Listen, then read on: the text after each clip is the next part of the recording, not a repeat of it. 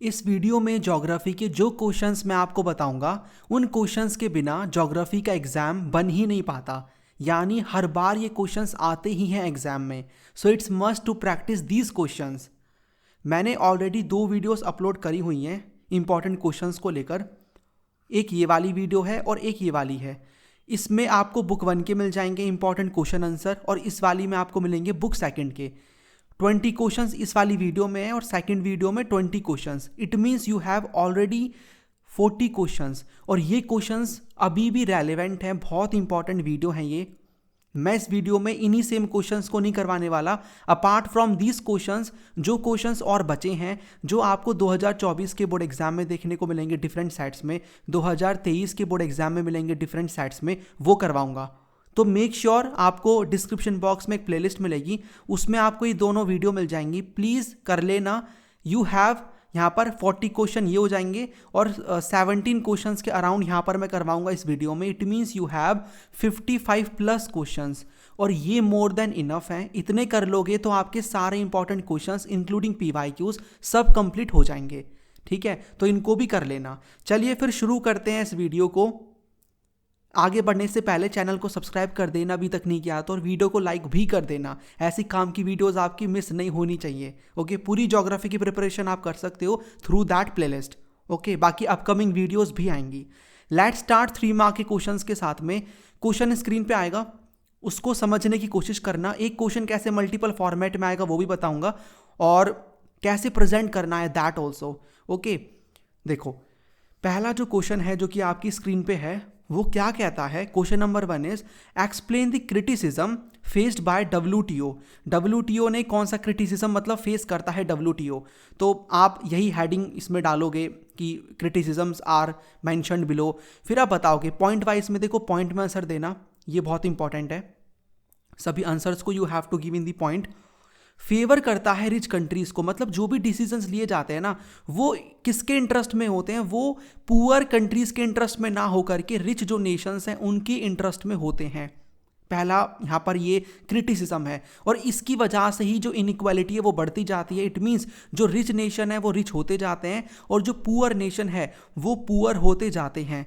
और यहाँ पर इंपॉर्टेंट जो भी इश्यूज है ना उनको भी इग्नोर कर दिया जाता है। तो क्रिटिसाइज किया जाता है फॉर नॉट पेइंग अटेंशन या enough attention to important social and environmental concerns like workers rights, child labour, health, environmental protection. इन पे फोकस नहीं किया जाता। तो WTO कब बनता है आपको पता होना चाहिए, 1995 में बनता है। इससे पहले क्या था, GATT था, GATT। कौन मुझे इसकी फुल फॉर्म बताएगा कमेंट सेक्शन में, प्लीज़ जल्दी से लिखो। राइट, दूसरे क्वेश्चन की तरफ चलते हैं। और आई होप आपने इस वीडियो को देखने से पहले 1 शॉट वीडियोस के थ्रू अपने सिलेबस को कंप्लीट कर लिया है, तभी आपको एक क्वेश्चन समझ में आएंगे। राइट, दूसरा क्वेश्चन क्या कहता है, what is balance of trade, explain the characteristics of balance of trade. 3 number का क्वेश्चन है। तो बैलेंस ऑफ ट्रेड क्या होता है, इसका मतलब होता है बैलेंस ऑफ ट्रेड का मतलब हमारी कंट्री में जो भी एक्सपोर्ट्स हुए हैं और जो इंपोर्ट हैं उसके बीच का क्या डिफरेंस है। अब ये 2 प्रकार का होता है, एक तो आपको मिलेगा फेवरेबल और एक आपको मिलेगा अनफेवरेबल। फेवरेबल का मतलब क्या हो जाएगा, जिसमें हमारे एक्सपोर्ट ज़्यादा हैं इंपोर्ट से, और अनफेवरेबल में हमारे इंपोर्ट ज़्यादा होते हैं एक्सपोर्ट से, जो कि हमारे लिए ख़राब है, अनफेवरेबल। राइट, कैरेक्टरिस्टिक्स में आप क्या बताओगे, ये रिकॉर्ड करता है इंडिया के इंपोर्ट्स, नॉट इंडिया ही आता है माइंड में। बैलेंस ऑफ ट्रेड किसी का भी हो सकता है, किसी भी कंट्री का या ओवरऑल पूरे ग्लोब का, वर्ल्ड का। ठीक है, वैसे वर्ल्ड का होता नहीं है, हम नहीं नापते, हम कंट्री वाइज देखते हैं। तो मोस्टली तो इंपोर्ट की मैं बात करूं और एक्सपोर्ट की, ये इसको रिकॉर्ड करता है। तो it measure the difference between A countries export earnings and import expenses of goods and services. ये इंडिकेट करता है इकोनॉमिक स्ट्रेंथ को, मतलब कंट्री कितना कमा रही है। अगर उसका फेवरेबल बैलेंस है तो इट मीन्स अर्निंग अच्छी खासी हो रही है, और अगर अनफेवरेबल है इट मीन्स पैसा जा रहा है। और ये फॉरेन रिजर्व को भी, यानी आपके पास जो फॉरेन कंट्रीज की करेंसी है उसको भी अफेक्ट करता है। ठीक है, उसको भी अफेक्ट करता है, बिकॉज अगर आप किसी से बाय कर रहे हो, if you are importing something, तो आप अपने डॉलर्स को दे रहे हो। ठीक है, तो ये भी आपको पता होना चाहिए। एग्जाम्पल में आप अपने मन से कुछ भी बना के दे सकते हो, कुछ भी इन द सेंस रेलेवेंट होना चाहिए। फॉर एग्जाम्पल इंडिया और चाइना के बीच में हो रहा है फॉर एग्जाम्पल ट्रेड, जिसमें इंडिया इज परचेजिंग या इंपोर्टिंग बहुत सारी चीज़ें फ्रॉम दी चाइना, तो इंडिया के लिए अनफेवरेबल बैलेंस ऑफ ट्रेड है। बाकी आपने अभी तक ओसवाल पब्लिशर्स के सैम्पल पेपर बाय नहीं करे तो जल्दी से कर लो। यहाँ पर आपको मिल जाएंगे बहुत ही बेस्ट लेवल के सैम्पल पेपर्स हैं, जो आपका लेटेस्ट पैटर्न है उसके अकॉर्डिंग यहाँ पर सारे आपको मिल जाएंगे सैम्पल पेपर्स। अभी मैं आपको शो करता हूँ, जैसे देखो ये हिस्ट्री का सैम्पल पेपर है, इसको मैं आपको दिखाता हूँ। If you have history subject तो you can see the history का सैम्पल पेपर है। ऐसे आपको और भी सब्जेक्ट्स के मिल जाएंगे, ज्योग्राफी, पॉलिटिकल साइंस, इंग्लिश, ठीक है। तो पूरा फॉर्मेट आपको वही मिलेगा सीबीएसई वाला। तो इसमें आपको सारे क्वेश्चंस मिलेंगे, फिर डिटेल में आंसर दिया हुआ है सभी क्वेश्चन का पॉइंट की फॉर्मेट में, सो दैट आप प्रेजेंट भी इसी तरीके से एग्जाम में कर सको। तो इन सैम्पल पेपर की प्रैक्टिस अगर आपने नहीं करी तो कर लेना, बाय कर लो बुक को जल्दी से। और बाय करने के बाद मैंने खुद ये बुक यूज़ करी है, अच्छे पेपर्स हैं ये, क्वेश्चन यहाँ से बन जाते हैं। तो प्रैक्टिस के लिए आप कर सकते हो, बिकॉज सैम्पल पेपर्स का रोल क्या होता है, प्रैक्टिस करना। तो बाय करके प्रैक्टिस कर लो। ज्योग्राफी का एग्जाम है अभी, उसके बाद आप पॉलिटिकल साइंस का, इंग्लिश का देखोगे, तो बाय करके आप रख सकते हो। प्रैक्टिस दीज क्वेश्चंस, ठीक है। तो इसको कर लेना अच्छे से, सारे आपको इसमें आइडिया मिल जाएगा कि कितना आपको आ रहा है और किस में आपको वर्क करने की ज़रूरत है, राइट। बाकी अगर आपको रिवीजन करना है टेस्ट के थ्रू तो आप oswal.io पे आके, जिसका लिंक आपको डिस्क्रिप्शन बॉक्स में मिलेगा, यहाँ पर आप क्या कर सकते हो, अपना कोई भी सब्जेक्ट चूज करके, उसका चैप्टर चूज करके खुद का अपना टेस्ट बना के टेस्ट दे सकते हो, and you can check your preparation का लेवल क्या है, राइट। तो बुक्स का लिंक भी आपको नीचे डिस्क्रिप्शन बॉक्स में मिल जाएगा, एंड oswal.io का बुक्स को बाय करना मत भूलना, और oswal.io पे आके साइन इन करके अपना आप टेस्ट प्रैक्टिस करना मत भूलना, राइट। चलिए वापस क्वेश्चन की तरफ चलते हैं। क्वेश्चन नंबर आपको मिलेगा अब 3। क्या कहता है, explain any 3 characteristics of phase 3 of growth of population in India. तो देखो हमने ग्रोथ वाला जो टॉपिक है ना पॉपुलेशन का, दैट वी हैव डन, और इसमें हमने डिफरेंट फेजेस के बारे में बात करी थी, फेज 1, फेज 2, फेज 3 और फेज 4। इसमें से ना ये जो फेज 3 है इसके ऊपर क्वेश्चन बना है, तो किसी के ऊपर भी बन सकता है, तो पूरा पढ़ लेना, वन शॉट में कवर करवाया है मैंने। फेज 3 की बात करते हैं, तो फेज 3 जो है वो है 1951 से 1981 वाला, और इसको बोलते हैं पॉपुलेशन एक्सप्लोजन, बिकॉज इस टाइम पे काफ़ी ज़्यादा पॉपुलेशन बढ़ती है।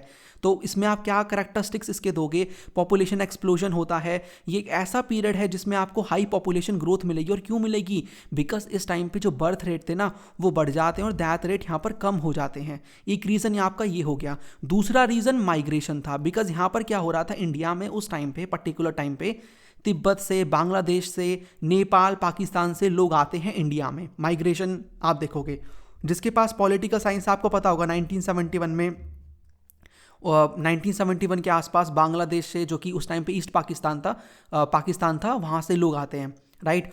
फिर हम इंडिया जो है ईस्ट पाकिस्तान की हेल्प करता है, और इसी वजह से इंडिया पाकिस्तान की लड़ाई भी होती है, जिसको हम बोलते हैं इंडो पाक वॉर 1971, ठीक है। इकोनॉमिक और सोशल डेवलपमेंट भी हो रही थी यहाँ पर, सरकार हमारी हेल्थ पे खर्च कर रही थी, फूड सप्लाई पे, इससे लोगों की हेल्थ में इंप्रूवमेंट आ रही थी, मोर्टेलिटी रेट कम हो रहा था। तो ऐसे करके आपको बताना है, तो सभी फेजेस का कर लेना। इंपॉर्टेंट इज दिस फेज, ये तीसरा वाला काफ़ी ज़्यादा इंपॉर्टेंट है। चलो एक क्वेश्चन मैं आपको दे रहा हूँ, डेट सभी की मेंशन करो, सभी फेजेस की, और ब्रैकेट में लिख देना कि ये स्टैग्नेंट फेज है, ये स्टीडी वाला है, ये एक्सप्लोजन वाला है, ऐसे करके।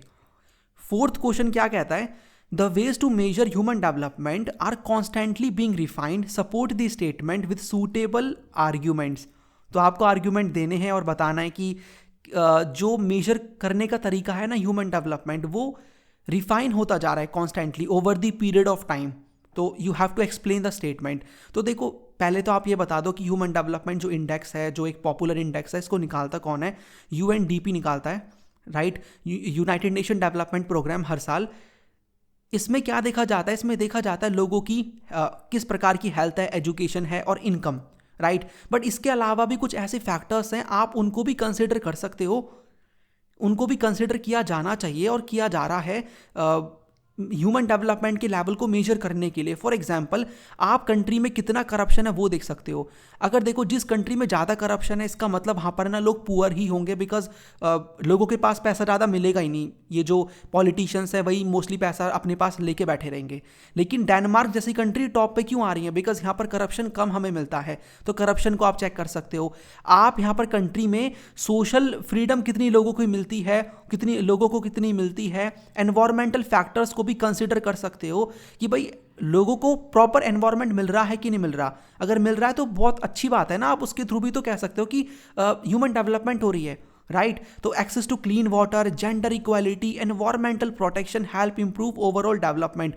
फॉर एग्जाम्पल, भूटान मेजर करता है, यानी भूटान एक इंडेक्स रिलीज करता है, ग्रॉस नेशनल हैप्पीनेस, ठीक है। तो ऐसे इंडेक्स को भी देखा जा सकता है, इनको भी आप ले सकते हो, यूज़ कर सकते हो यहाँ पर ह्यूमन डेवलपमेंट इंडेक्स को निकालने के लिए, राइट, ह्यूमन डेवलपमेंट को मेजर करने के लिए। साथ में पॉलिटिकल फ्रीडम कितनी है कंट्री में वो भी देखी जा सकती है कि कंट्री में कितनी पॉलिटिकल फ्रीडम है, कितने आपको राइट्स मिल रहे हैं। नॉर्वे क्यों रैंक हाई अच्छी खासी रैंक पे आ रहा है, क्यों फर्स्ट नंबर पे आ रहा है या सेकंड नंबर, जितना भी इसका नंबर होगा, वैसे 2020 के अकॉर्डिंग फर्स्ट नंबर था इसका। बिकॉज यहाँ पर आपको मिलेगी political rights, political freedom, social security, high quality of life, ठीक है। तो इनको भी देखा जा सकता है। इवन आप ये भी लिख सकते हो कि ग्लोबल हंगर इंडेक्स है, इसको भी आप देख सकते हो। ग्लोबल जेंडर गैप इंडेक्स है। इट मीन्स आप और भी चीज़ें देख सकते हो अपार्ट फ्रॉम इकोनॉमिक बैकग्राउंड, लोगों का एजुकेशन, हेल्थ, इनको भी देखा जा सकता है और इसके बेसिस पे मेजर किया जा सकता है ह्यूमन डेवलपमेंट को, राइट। क्वेश्चन नंबर 5 की बात करते हैं। Equity refers to making equal access to opportunities available to everybody, support the statement with suitable arguments. हमने 5 पिलर्स पढ़े थे ह्यूमन डेवलपमेंट के, जिनमें से एक था इक्विटी, ठीक है। तो इक्विटी की if I talk about equity, तो इक्विटी में आप देखोगे इक्विटी का मतलब क्या होता है। क्वेश्चन पहली बात क्या कह रहा है, क्वेश्चन में आपको ये बताना है कि इक्विटी का मतलब है कि इक्वल एक्सेस देना अपॉर्चुनिटीज़ को लेकर, यानी अपॉर्चुनिटीज़ हर किसी को देनी है बराबर की, इक्वल एक्सेस देना है उनमें, ठीक है। तो इसको आप एक्सप्लेन करो विद सूटेबल आर्ग्यूमेंट्स। तो आप इसमें आर्ग्यूमेंट दोगे कि भैया इक्विटी का मतलब क्या होता है। इक्विटी का मतलब होता है हर किसी को बराबर की अपॉर्चुनिटी देना, उसमें किसी भी प्रकार का डिस्क्रिमिनेशन ना करना on the basis of gender, on the basis of caste, income या उसका रेस, राइट। फिर आप आर्ग्यूमेंट्स दोगे। आर्ग्यूमेंट में फॉर एग्जांपल एक बच्चा जो कि स्कूल नहीं जा पा रहा या फिर एजुकेशन नहीं ले पा रहा because of social restrictions, financial problem, तो वो पर्सन अच्छी जॉब नहीं पा पाएगा, उसको अच्छी जॉब नहीं मिलेगी, वो पुअर ही रहेगा ज़्यादातर, और उसको अच्छी जॉब नहीं मिलेगी, वो स्किल नहीं, उसके पास स्किल नहीं होगी ना बेसिकली, ठीक है। तो वो अच्छी जॉब नहीं ले पाएगा और उससे उसका फ्यूचर अफेक्ट होगा, उसकी जो चॉइस है वो लिमिटेड हो जाएंगी। इसीलिए बहुत ज़रूरी है कि आप बराबर की अपॉर्चुनिटी सभी को दो। If all children regardless of their background get education and job opportunities, the countries economy and development will improve. Country की जो इकोनॉमी है और जो डेवलपमेंट है वो इम्प्रूव करेगी। तो ये खाली उस इंडिविजुअल की डेवलपमेंट के लिए नहीं है, ये ओवरऑल पूरी कंट्री की डेवलपमेंट के लिए है कि आप उसको इक्विटी दो, आप उसको बराबर की अपॉर्चुनिटी दो, ठीक है। तो ऐसे करके आपको इसको एक्सप्लेन करना है और ये किसी भी पिलर का पूछा जा सकता है, बट इक्विटी वाला इज़ वेरी इंपॉर्टेंट, जो कि 2024 के बोर्ड एग्जाम में आपने आते हुए देखा होगा, ठीक है। आगे बढ़ते हैं। आगे यहाँ पर ये 5th हो गया। 6th नंबर का क्वेश्चन है।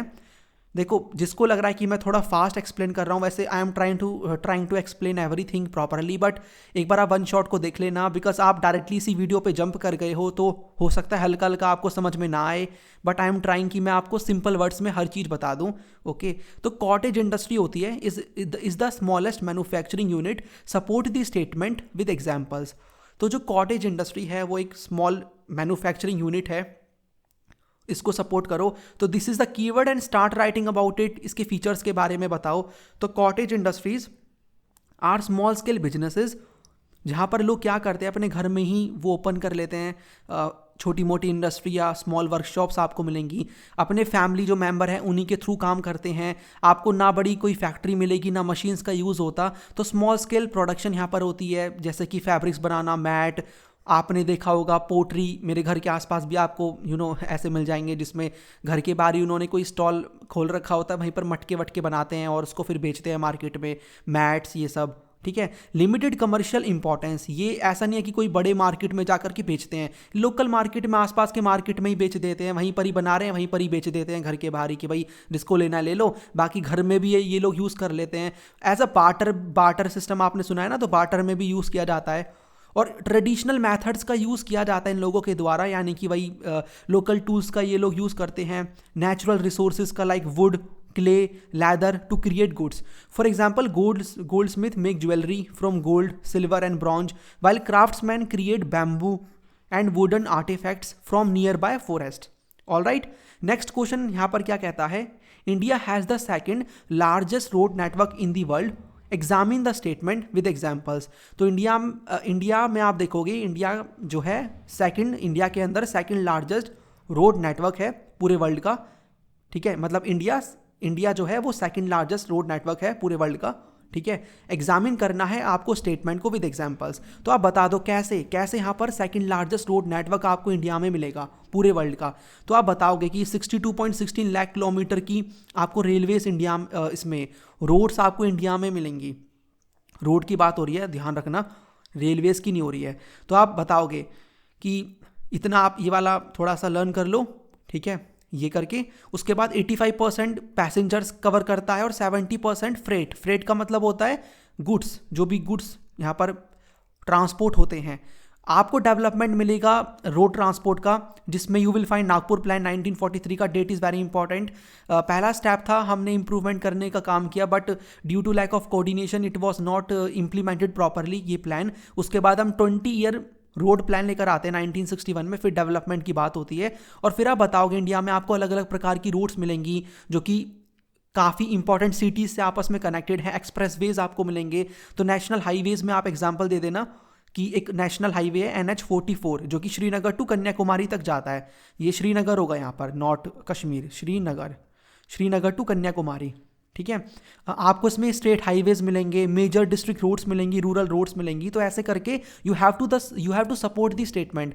जब भी ऐसा क्वेश्चन आता है ना कि examine the statement, support the statement, तो आपको उसी को प्रूव करने के लिए ना 2-3 आर्ग्यूमेंट्स देने, 2-3 पॉइंट्स रखने कि हाँ भैया ये स्टेटमेंट सही है, ठीक है। उसके बाद 8th नंबर का क्वेश्चन है, describe coal as source of conventional energy in India.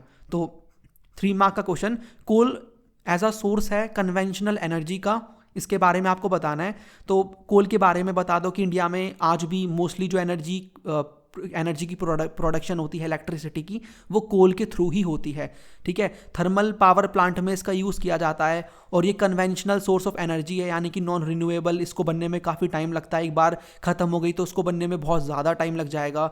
फिर आप बताओगे कि भाई इंपॉर्टेंट मिनरल है, mainly used for thermal power generation and smelting of iron ore, यानी कि आयरन जो ओर है उसको गर्म करके उसमें से इंप्योरिटीज निकाली जाती हैं, तो गर्म करने के लिए कोल का यूज़ होता है। इंडिया में 80% आपको जो 80% जो मिलेगा ना आपको, इंडियाज कोल इज बिटुमिनियस, यानी आपको इंडिया में जो भी कोल मिलेगा उसका 80% क्या है, बिटुमिनियस टाइप का है और नॉन कोकिंग है। और आप फिर क्या बताओगे, कोल आपको कहाँ कहाँ मिलेगा, फिर आपको ये बताना है। कोल आपको मिलेगा गोंडवाना एंड टर्शरी डिपॉजिट्स में, ठीक है। या बताओगे major Gondwana coal fields are in Damodar valley, Jharkhand, Bengal belt. थोड़ा थोड़ा इसको याद कर लो, ज़्यादा रटना नहीं है आपको। Godavari, Mahanadi and Son river valleys. Then आप क्या बताओगे कि आपको कोल माइनिंग जो एरियाज है वो कहाँ पर मिलेंगे, झरिया है, Raniganj, Bokaro, Singrauli. Tertiary coal is found in, अब देखो आपको ना कुछ प्रकार के कोल मिलेंगे, तो कौन सा कोल कहाँ मिलता है उसका थोड़ा एक आध स्टेट आप पढ़ लेना। टर्शरी कोल आपको मिलेगा आसम, मेघालय में, अरुणाचल प्रदेश में एंड नागालैंड में। लिग्नाइट आपको मिलेगा occurs in Tamil Nadu, Gujarat, Puducherry and Jammu and Kashmir. उसके बाद आप बता देना थोड़ा सा कोल के बारे में, कोल की इंपॉर्टेंस की। Coal is the backbone of India's energy sector, providing more than 50% of country's energy needs, ठीक है, जो कि हम स्टार्टिंग में भी इसको बता चुके हैं। It supports industries, employment and economic growth, making it crucial for India's development, right. उसके बाद यहाँ पर 9th नंबर का क्वेश्चन है, सेम आपको यहाँ पर इंपॉर्टेंस बतानी है सोलर एनर्जी की। जैसा कोल के ऊपर क्वेश्चन बना है, सेम टाइप का यहाँ पर सोलर एनर्जी का क्वेश्चन है, as a source of non conventional energy in India. तो solar energy is an important source of non conventional renewable energy in India. आप इसको बताओगे ये हमें फ्रीली मिल जाती है सन से, इसका काफ़ी ज़्यादा यूज़ हो सकता है। इवन इंडिया में आप देखते हो सोलर एनर्जी का हम बहुत ज़्यादा यूज़ करते हैं, मतलब अच्छा खासा पोटेंशियल है, बट कुछ ड्रॉबैक्स भी हैं, but we can use. Okay, तो इसको यूज़ किया जाता है इलेक्ट्रिसिटी जनरेशन के लिए, heating and powering homes and industries. फिर आप इसकी बताओगे इंपॉर्टेंस कि ये रिन्यूएबल है, एनवायरमेंट फ्रेंडली है, ठीक है। इसके बाद आप बताओगे कि भाई मोर एफिशिएंट है, कोस्ट इफेक्टिव है। It means I would say कि भाई ज़्यादा पैसा आपको, देखो स्टार्टिंग में इनिशियल कॉस्ट अगर आप बियर कर लो तो ज़्यादा पैसा देना नहीं पड़ता, और आप इसको कई सारे ना उसमें यूज़ कर सकते हो। एप्लीकेशंस का मतलब है अप्लाइंसेस पे यूज़ कर सकते हो, बहुत सारे डिवाइसेस पे, like used in heaters, crop dryers and solar cookers. It plays a crucial role in rural electrification and reducing dependence on conventional energy sources.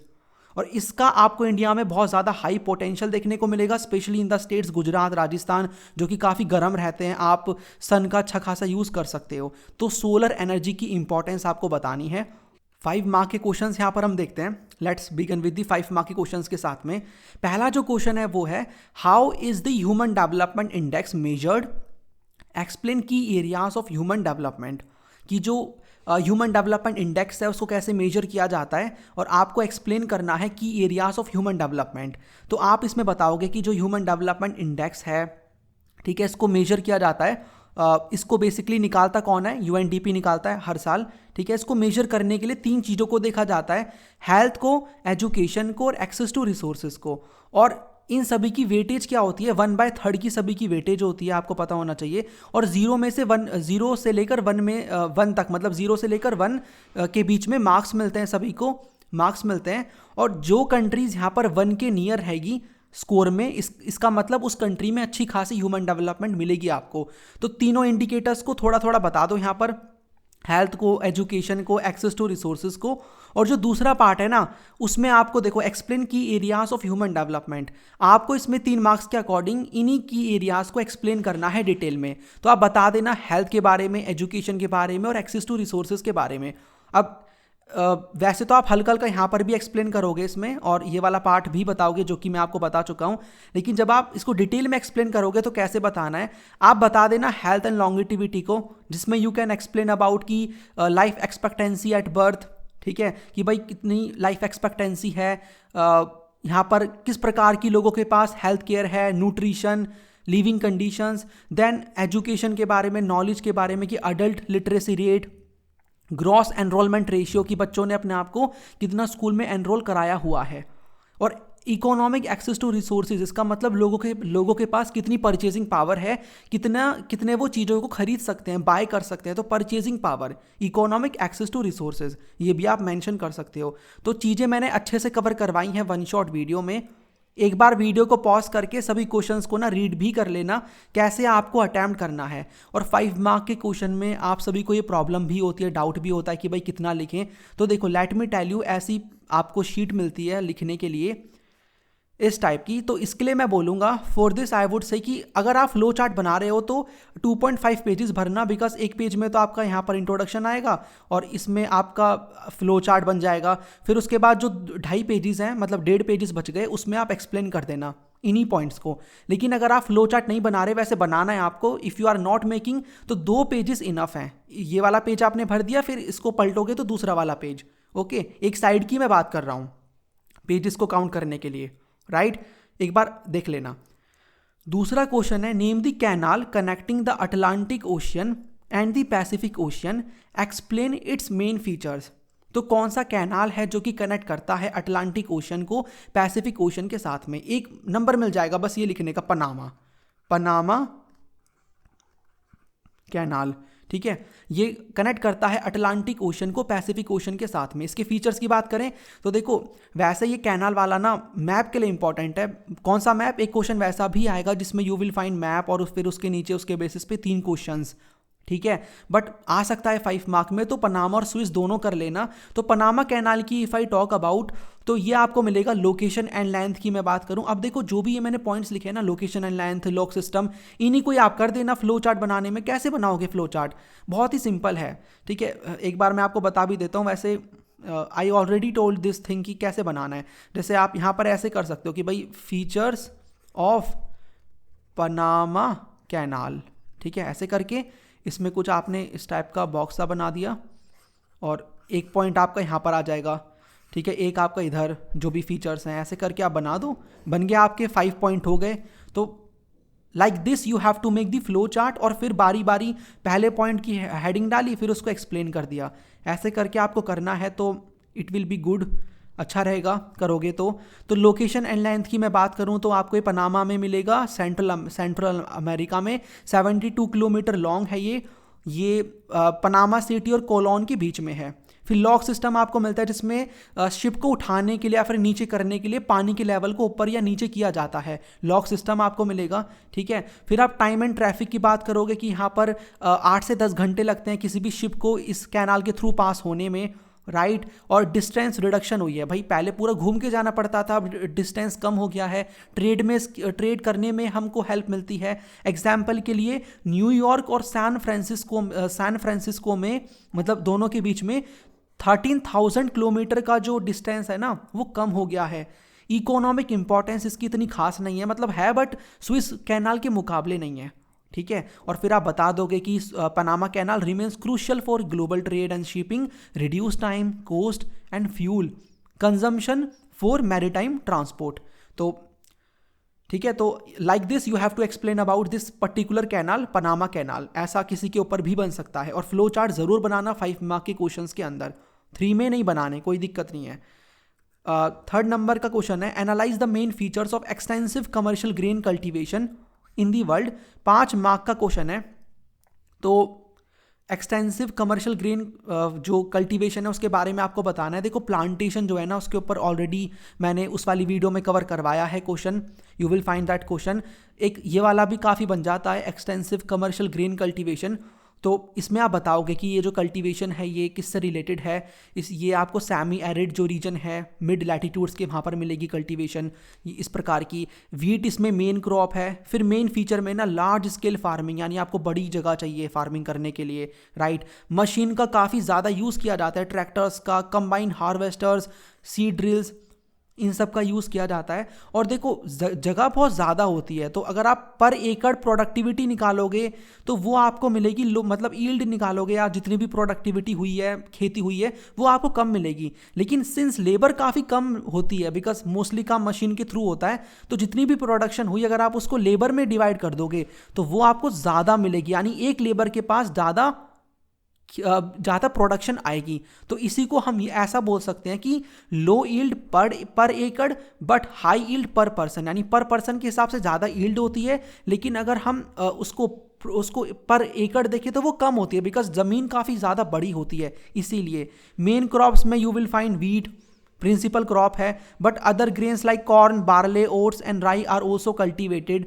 फिर यहाँ पर आपको कुछ मेजर रीजन्स भी मिल जाएंगे। मेजर रीजन्स में हमने मैप में सारे कवर करे हैं, for example Eurasian stapes, Canadian and American prairies, Argentina के pampas, welds of south Africa, Australia के downs, Canterbury planes of New Zealand, ठीक है। तो यू विल फाइंड ये सभी आपको इसमें मिल जाएंगे। तो ऐसा आपको करना है, फ्लो चार्ट बनाना है। देखो सिंपल फॉर्मेट होगा आपका, छोटा सा introduction you have to write, then you have to make the flow chart of the 5 या 6 बुलेट पॉइंट्स, या अगर छोटे छोटे पॉइंट्स है तो 6-7 पॉइंट्स, देन सभी पॉइंट्स को एक्सप्लेन कर देना। There is no need to write conclusion, इतना इनफ है, 5 मार्क आपको मिल जाएंगे। बाकी you can write this as well कि extensive commercial grain cultivation plays a significant role in global food supply, providing large quantities of grains, ठीक है। अब देखो क्वेश्चन ना स्टेटमेंट बेस्ड भी बन सकता है, कि रादर देन कि वो आपसे डायरेक्टली पूछ लें कि मेन फीचर्स बता दो एक्सटेंसिव कमर्शियल ग्रेन कल्टीवेशन के, आपसे वो कोई भी स्टेटमेंट दे सकते हैं। मान लो यही स्टेटमेंट दे दी, इसके रिगार्ड में आपसे पूछ लें, तो स्टेटमेंट बेस्ड बन सकते हैं, बट समझने की कोशिश करना क्या क्वेश्चन है और अकॉर्डिंगली आंसर कर देना। कीवर्ड को फाइंड आउट करके वही आंसर होगा, कुछ अलग से करके नहीं आएगा। नेक्स्ट क्वेश्चन है 4th नंबर का, explain the Indian sea ports as gateways of international trade. तो यहाँ पर सी पोर्ट्स को गेटवेज बोला जाता है इंटरनेशनल ट्रेड का, ये हमने क्वेश्चन किया हुआ है। इसमें इंडिया के जो पोर्ट्स हैं उसके कॉन्टेक्स्ट में आपको बताना है, तो इंडिया के पोर्ट्स के बारे में आपको बताना पड़ेगा। अब देखो इसमें आप क्या बताओगे, इसमें आप बताओगे जो इंडिया है, जो इंडिया है वो आपको मिलेगा 3 साइड से घिरा हुआ है। किससे? कोस्टल आपको एरिया मिलेगा। जैसे इस साइड आपको अरेबियन सी मिलेगी, इधर आपको बे ऑफ बंगाल, नीचे की तरफ you will find the Indian ocean. तो आपको यहाँ पर ना काफ़ी सारे पोर्ट्स मिल जाते हैं, ठीक है, पोर्ट्स मिल जाते हैं। तो ये पोर्ट्स काफ़ी ज़्यादा काम के हैं। इफ़ आई टॉक अबाउट इनकी हिस्टोरिकल इंपॉर्टेंस ऑफ पोर्ट्स, तो you will find this particular thing कि भाई यहाँ पर ये जो पोर्ट्स हैं, if I talk about Indian ports, तो एंशंट टाइम पे भी आपको ये मिल जाएंगे। और जब यूरोपियन ट्रेडर्स आते हैं ना, तो उनको ज़रूरत थी कि भाई इंडिया का जो रॉ मटेरियल है उन्हें पहुँचाना है टू इंग्लैंड, टू लंदन, तो उसके लिए इन्हें पोर्ट्स की रिक्वायरमेंट होती थी, तो इन्होंने पोर्ट्स को डेवलप करवाया, ठीक है। फिर क्लासिफिकेशन में आप बताओगे 12 मेजर पोर्ट्स मिलते हैं, 200 माइनर पोर्ट्स आपको इंडिया में मिल जाएंगे। मेजर पोर्ट्स को सेंट्रल गवर्नमेंट रेगुलेट करती है और माइनर पोर्ट्स को स्टेट गवर्नमेंट। तो मार्क्स इसके आपको ज़्यादा मिलेंगे नहीं, ये तो एक प्रकार का इंट्रोडक्शन है। You have to give the example of Indian ports कि वो कैसे सर्व करते हैं, कैसे वो एक प्रकार के गेटवेज हैं फॉर द इंटरनेशनल ट्रेड, तो आपको उसके मार्क्स मिलेंगे। तो हल्का बहुत आप इसके बारे में चाहो तो मेंशन कर सकते हो। फिर आप एग्जाम्पल की तरफ आओगे। एग्जाम्पल में you will find Kandla port के बारे में लिख देना, दीनदयाल पोर्ट भी इसको कहते हैं, गुजरात में ये लोकेटेड है, ठीक है। और इसमें आप बताओगे कि भाई इसमें मतलब हर पोर्ट में आपको ये बताना है कि उस पोर्ट को किस चीज़ के लिए यूज़ किया जाता है, किस चीज़ के इंपोर्ट एक्सपोर्ट के लिए। तो ये फेमस है for the crude oil, petroleum, fertilizers and food grains, okay. फिर आपको चेन्नई पोर्ट मिलेगा तमिलनाडु में, ये आप बता देना, ओल्डेस्ट है एंड बिजिएस्ट है, ठीक है। और ये स्पेशलाइज है in automobile exports and handles textile, iron और coal. It plays a vital role in South India trade, linking India with South East Asia. Obviously भाई जब ये यहाँ पर लोकेटेड है तो नीचे साउथ ईस्ट एशियन कंट्रीज से कनेक्टेड है, मतलब वहाँ पर इसका यूज़ किया जाता है, इस पोर्ट के थ्रू वहाँ पर सामान भेजा जाता है, राइट। मैंगलोर पोर्ट आपको मिलेगा कर्नाटका में, ये पोर्ट क्रूशियल है for petroleum, LPG and iron ore exports, ठीक है। तो you can mention about this. फिर आपको पारादीप पोर्ट मिलेगा उड़ीसा में, ये ईस्ट कोस्ट में है, डीप वाटर पोर्ट है, handling coal, iron ore and petroleum, right. और इसके थ्रू हम मिनरल्स वगैरह एक्सपोर्ट करते हैं, किसको? चाइना को एंड जापान को। तो with major exports of minerals to China and Japan. Then आपको मिलेगा जवाहरलाल नेहरू पोर्ट महाराष्ट्र में, ये भी आपको काफ़ी ज़्यादा इंपॉर्टेंट मिलेगा, इसको यहाँ पर नावा शेवा भी कहते हैं।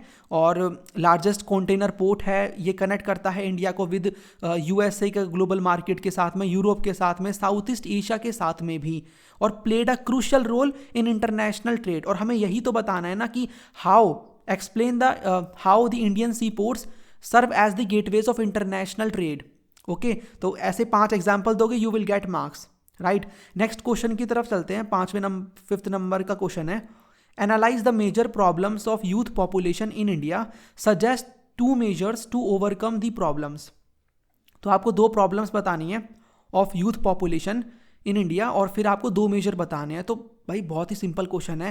पहले तो आप ना, मैंने इंट्रोडक्शन ज़्यादा बड़ा नहीं लिखा, बट आप लिख सकते हो कि एडोलसेंट पॉपुलेशन जो है उसका कौन सा एज ग्रुप है, उसको आप कैसे डिफाइन करोगे। देन आप बताओगे आज के टाइम पे आपको उनके साथ काफ़ी ज़्यादा प्रॉब्लम मिलेंगी देखने को, जैसे कि इलिटरेसी है, स्कूल ड्रॉप आउट्स हैं कि भाई बच्चे ज़्यादा पढ़ नहीं पाते, मल्टीपल रीज़न इसके पीछे हो सकते हैं, फाइनेंशियल इश्यूज़ हो सकते हैं, या फिर जल्दी उनकी शादी हो रही है, ठीक है। तो दीज आर दी रीजंस, और भी रीज़न हो सकते हैं। एक रीज़न ये, मतलब एक प्रॉब्लम ये भी है, जल्दी शादी कर देना, अर्ली मैरिज, टीनेज प्रेगनेंसी, यानी कम एज में प्रेगनेंसी आप देखते हो, राइट। फिर माल न्यूट्रिशन एंड पुअर हेल्थ भी यहाँ पर वन ऑफ दी एक प्रॉब्लम है। अब्यूज़ एंड क्राइम, मतलब यहाँ पर सब्सटेंस अब्यूज़ एंड क्राइम, आप देखते हो छोटे छोटे जो लड़के हैं, या फिर आप देखते हो छोटे छोटे जो बच्चे हैं, they are involving in the crimes like murder, rape, तो ये भी चीज़ आपको मिलेगी।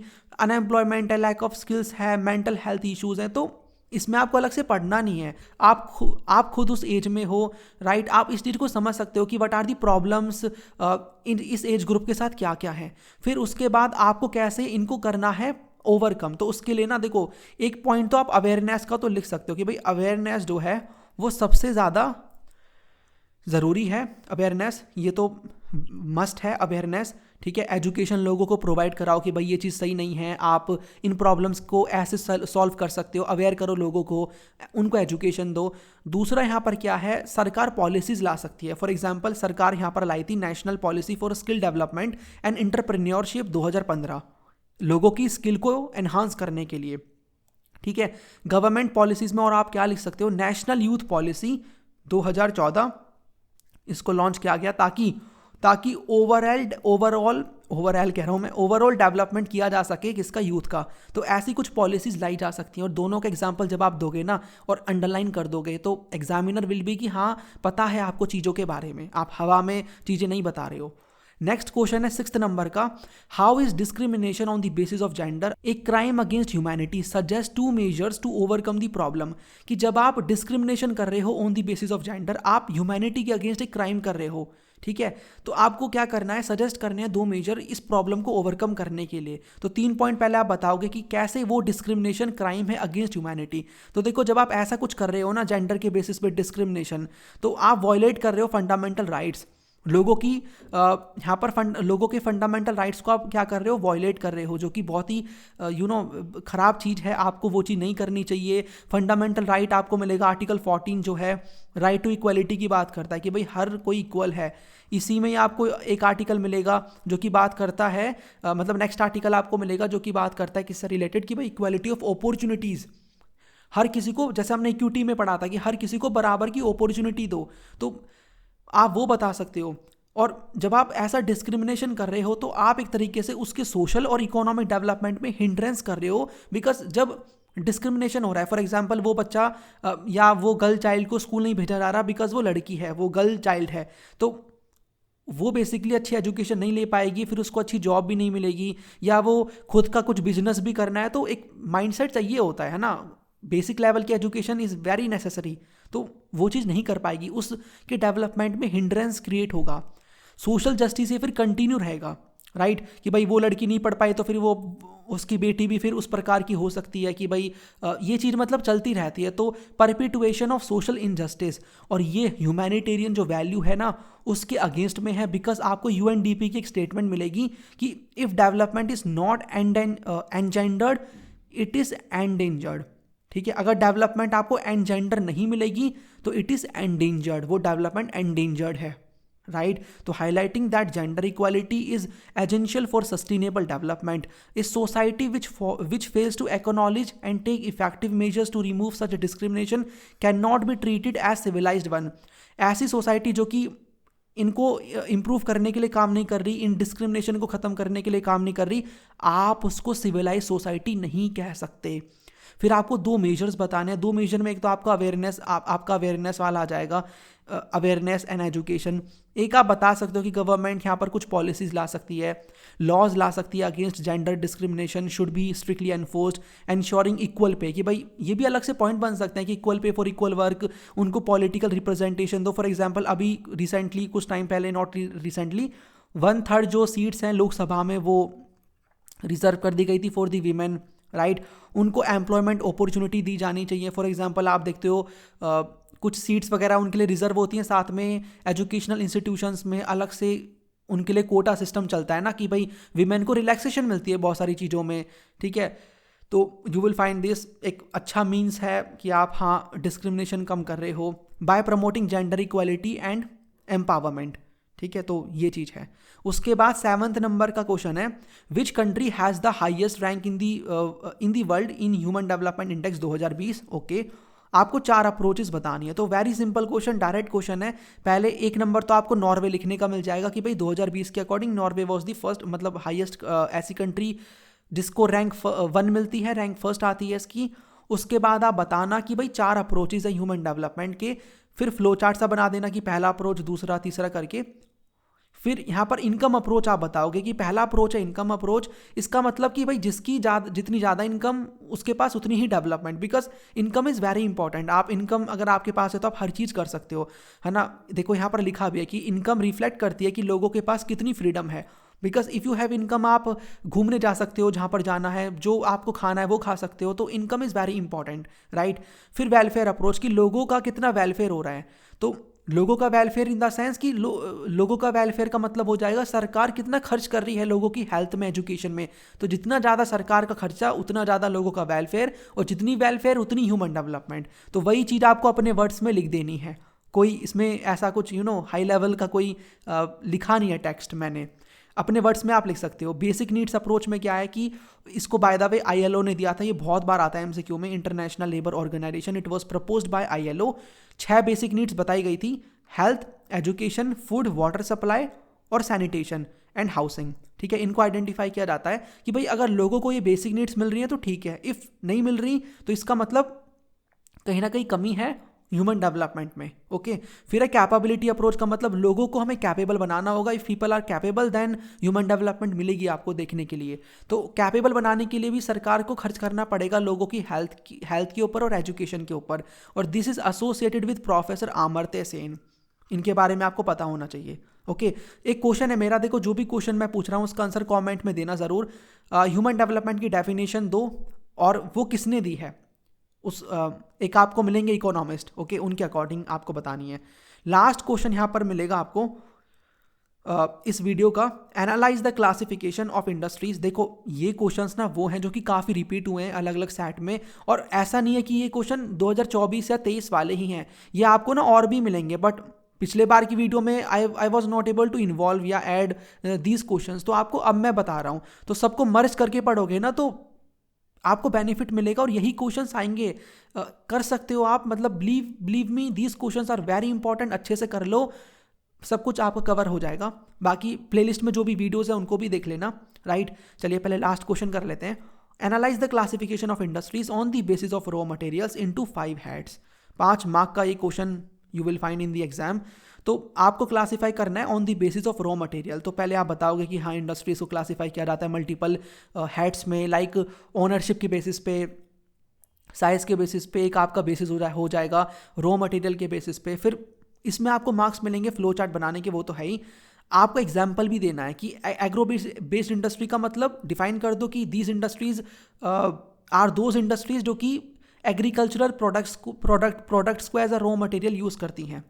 फिर आप एग्जाम्पल दे देना, शुगर इंडस्ट्री, बेवरेज हो गया, spices, edible oils, textiles, right. फिर मिनरल बेस्ड इंडस्ट्रीज जो कि मिनरल्स को as a raw material use करती हैं, ये मेटालिक भी हो सकता है, नॉन मेटालिक भी हो सकता है, ठीक है, ये आपका हो जाएगा। और मेटालिक में भी एक तो हो जाएगा फेरस हो सकता है जिसमें आयरन हो, और एक हो सकता है नॉन फेरस। तो आप दोनों के बारे में बता देना। फेरस का मतलब आयरन एंड स्टील इंडस्ट्री हो गई जो आयरन का यूज़ करती है, नॉन फेरस में है तो मेटल बट आयरन का यूज़ नहीं करती, aluminium, copper, jewellery. Non metallic industries use non metallic minerals like cement, glass, pottery. Then आपका आएगा केमिकल बेस्ड इंडस्ट्री जो कि केमिकल का यूज़ करती है, डिफरेंट केमिकल्स का as a raw material, salt, sulphur, potash, ये सब आप बता देना। फॉरेस्ट बेस्ड इंडस्ट्री जो कि फॉरेस्ट प्रोडक्ट्स को यूज़ करती हैं as their primary raw material, they utilise wood, bamboo and other forest resources. Example के लिए आप timber for furniture, wood, bamboo, okay. Animal based industries, these industries use raw materials derived from animals such as skin, fur, bones to manufacture various products. Example के लिए leather for leather industry, wool for woolen textiles, ivory from elephant tusk. तो ऐसे करके आपको मतलब कितने example देने हैं, 3 से 4 दे देना, या 2 भी हैं तो ठीक है, बट एक नहीं देने, 2 से 3 ही आप देना। 2+ examples you have to give in all these type of industries. Okay, तो ये थे भैया सभी के सभी क्वेश्चंस। 17 क्वेश्चंस मैंने कवर करवा दिए। देखो कहने के लिए तो सब चीज़ ही इंपॉर्टेंट होती है, बट इतना कर लोगे तो इनफ है। I will say this thing, ठीक है, इनफ है, कर लो। बाकी प्लेलिस्ट में जो भी वीडियोज़ हैं, बार बार कह रहा हूँ, उनको देख लो। अभी और भी वीडियोज़ आएंगे, मैं इंपॉर्टेंट फैक्ट्स के ऊपर वीडियो अपलोड करूँगा, और MCQs की वीडियोस भी आप आती हुई देखोगे, ठीक है। MCQs के 2 मैं सेट अपलोड करूंगा, पार्ट 1 पार्ट 2 दोनों देख लेना, बहुत ही काम की वीडियोस हैं। तो इसलिए कह रहा हूं अभी तक सब्सक्राइब नहीं किया तो कर लो। ह्यूमैनिटीज़ लवर को ज्योग्राफी का और बाकी और भी ह्यूमैनिटीज सब्जेक्ट्स का बेस्ट कंटेंट आपको मिलेगा। वीडियो को लाइक कर देना, प्लेलिस्ट को आप शेयर भी कर देना। और बाकी अगर आपको बेस्ट नोट्स चाहिए तो 199 is not a much amount, आपको नॉट इवन 199, मैंने इस पर डिस्काउंट भी दिया हुआ है, जस्ट मुझे याद आया, 150 में आपको बेस्ट कंटेंट मिलेगा। इसका लिंक आपको वेबसाइट का या फिर ऐप का मिलेगा, डिस्क्रिप्शन बॉक्स में जाओगे, बाय करोगे 150 का, तो आपको बेस्ट नोट्स मिलेंगे, सारी PDF मिल जाएंगी, इवन जो भी आपको काम आएंगी डायरेक्टली PDFs को आप देख करके रीड कर सकते हो और अपनी तैयारी को हाई लेवल पे ले जाके फुल मार्क्स स्कोर कर सकते हो ज्योग्राफी में, अगर अभी तक ज़्यादा भी नहीं पढ़ा ना तब भी। तो क्या प्रोसेस है बाय करने का? You can install the humanities lover app, then home पे जाके ये कोर्स आपको मिलेगा। बाय करने के बाद, पेमेंट करने के बाद आप लाइब्रेरी से इस कोर्स को कर पाओगे एक्सेस। तो काफ़ी बच्चों ने ऑलरेडी लिया हुआ है, आप भी ले लो। फाइनल एग्जाम करके कोड यू कैन यूज़ और इंस्टेंट आपको 50 रुपीज़ का डिस्काउंट मिलेगा। जल्दी से बाय कर लो, बिकॉज 150 में इतने बेस्ट नोट्स आपको कहीं भी नहीं मिलेंगे, प्लस में और भी पीडीएफ्स के साथ में। ओके, चलिए फिर इस वीडियो में इतना ही, बाकी मैं मिलूंगा नेक्स्ट वीडियो में।